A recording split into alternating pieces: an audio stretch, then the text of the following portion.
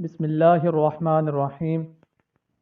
عبداللہ بن جعفر طیار رضی اللہ عنہ سخاوت میں بڑے مشہور تھے۔ ایک مرتبہ کسی باغ کے پاس سے گزر رہے تھے کہ ایک غلام کو دیکھا۔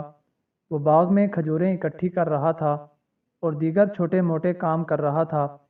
حضرت عبداللہ رضی اللہ عنہ کو یہ بڑا پسند آیا اور اس کی حرکات و سکنات کا جائزہ لینے لگے۔ اتنے میں باغ کے مالک کا بیٹا آیا۔ اس کے ہاتھ میں 2 روٹیاں تھیں۔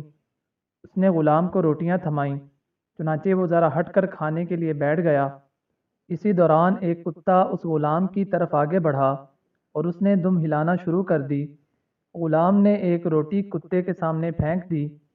کتے نے جلدی سے روٹی کھا لی اور دوبارہ غلام کی طرف دیکھ کر دم ہلانے لگا۔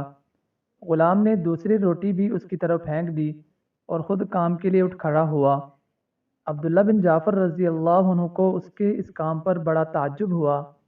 اس کے قریب آئے اور پوچھا، اے لڑکے، تمہاری ہر روز کی خوراک کیا ہے؟ غلام بولا، وہی جو آپ نے دیکھی ہے۔ عبداللہ رضی اللہ عنہ نے فرمایا، پھر تم نے اس کتے کو اپنی دونوں روٹیاں کیوں کھلا دیں؟ غلام کہنے لگا، حضرت، ہمارے اس علاقے میں کتے نہیں ہوتے۔ میرا خیال ہے کہ اس کتے کو سخت بھوک ہی اس علاقے میں لے کر آئی ہے، اس لیے میں نے ایثار سے کام لیا اور اپنی روٹی اس کو کھلا دی۔ عبداللہ رضی اللہ عنہ نے پوچھا، تم آج رات کیا کھا کر گزارو گے؟